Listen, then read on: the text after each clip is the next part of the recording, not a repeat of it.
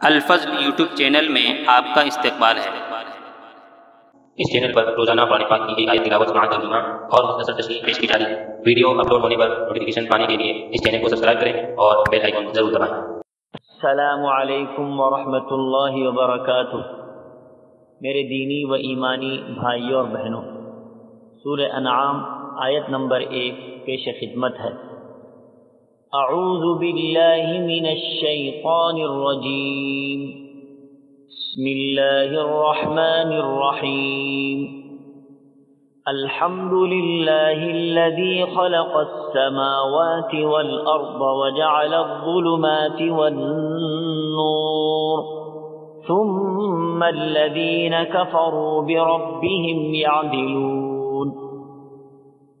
میں اللہ کی پناہ چاہتا ہوں شیطان مردود سے۔ شروع کرتا ہوں اللہ کے نام سے جو بڑا مہربان نہایت رحم والا ہے۔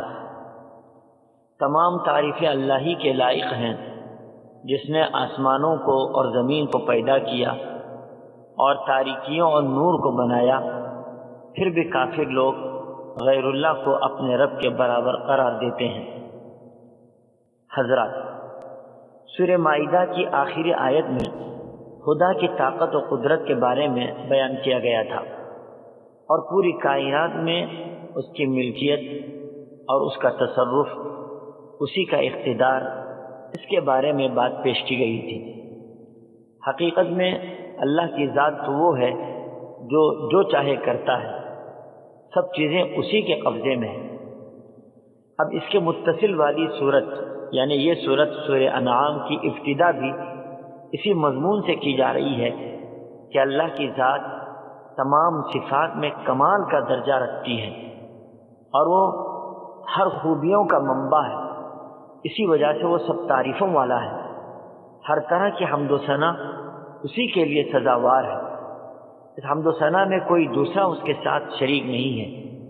وہ ذات ایسی ہے کہ جس نے آسمان و زمین پیدا کی، ہر حاضر و غائب چیز کو پیدا کی، خواہ وہ آسمان کی بلندیوں پر ہوں یا زمین کی تہوں میں، پہاڑ کی چوٹیوں اور غاروں میں ہوں یا سمندر کی گہرائیوں میں۔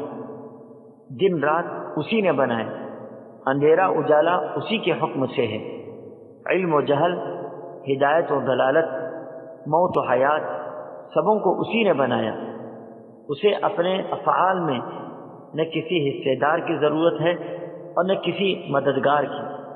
اس کی معبودیت اور الوہیت میں کوئی شریک نہیں ہو سکتا۔ تعجب یہ ہے کہ لوگ اتنے سارے حقائق کو سمجھنے کے بعد کسی انسان کو خدائی درجہ دیتے ہیں اور انہیں الہ قرار دیتے ہیں۔ اس سے بڑھ کر کم عقلی اور بیوقوفی کی کیا بات ہو سکتی ہے؟ اس آیت کو الحمد سے شروع کر کے بندوں کو اللہ کی حمد و ثنا کرنے کی تعلیم دی گئی۔ اس سے اس بات کی طرف بھی اشارہ کیا گیا کہ اللہ کی تعریف کوئی کرے یا نہ کرے، وہ خود اپنی ذات میں قابل تعریف ہے۔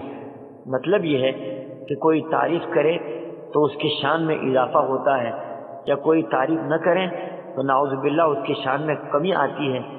ہرگز ایسا نہیں ہے۔ اس آیت کا اصل مدعا مفسرین نے جو بیان فرمایا ہے وہ یہ کہ مجوس دنیا کے دو خالق مانتے ہیں، یزدان اور اہرمن۔ یزدان کو خالق خیر یعنی اچھائیوں کو پیدا کرنے والا، اور اہرمن خالق شر یعنی برائیوں کو پیدا کرنے والا، اور انہی دونوں کو نور و ظلمت سے تعبیر کرتے تھے۔ اس طرح نصارہ توحید کے قائل ہونے کے باوجود حضرت عیسیٰ علیہ السلام اور ان کی والدہ کو خدا کا شریک و صحیح مانتے تھے، پھر ایک تین اور تین ایک کے نظریے میں مبتلا تھے۔ اس کے علاوہ بھی بہت ساری قومیں، خود عرب جاہلیت میں بھی لوگ غلط اور فاسد عقیدے میں مبتلا تھے۔ ان سب کا توڑ کرتے ہوئے خدا رب ذوالجلال کا فرمان ہے، آسمان و زمین کا خالق، اندھیرے اجالے کا بنانے والا، اور ان میں پیدا ہونے والی تمام اشیاء اللہ ہی کی بنائی ہوئی ہے، تو پھر ان کو کیسے خدا تعالیٰ کا شریک کیا جا سکتا ہے؟ قرآن پاک کے اکثر و بیشتر جگہ پر لفظ نور اور ظلمت کا استعمال ہوا ہے۔ ہر جگہ نور واحد استعمال ہوا ہے، ظلمت کا لفظ جمع استعمال ہوا ہے۔ اس کی حکمت یہ بیان کی جاتی ہے کہ ظلمت کے معنی بہت ساری تاریکیاں. ظاہر بات ہے انسان کے بھٹکنے اور بگڑنے کے دنیا کے اندر کئی راستے ہیں جس سے انسان اپنی عاقبت کو برباد کرتا ہے.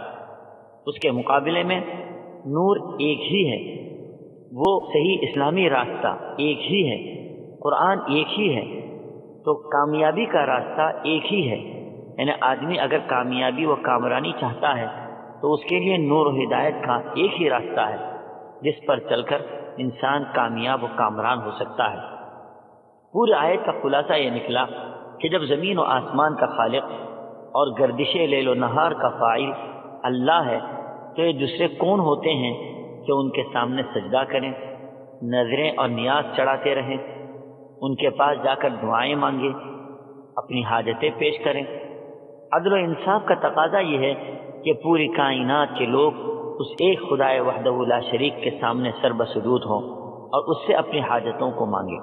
اللہ تعالی ہم سبوں کو صحیح وحدانیت اختیار کرنے کی توفیق عطا فرمائے. آمین.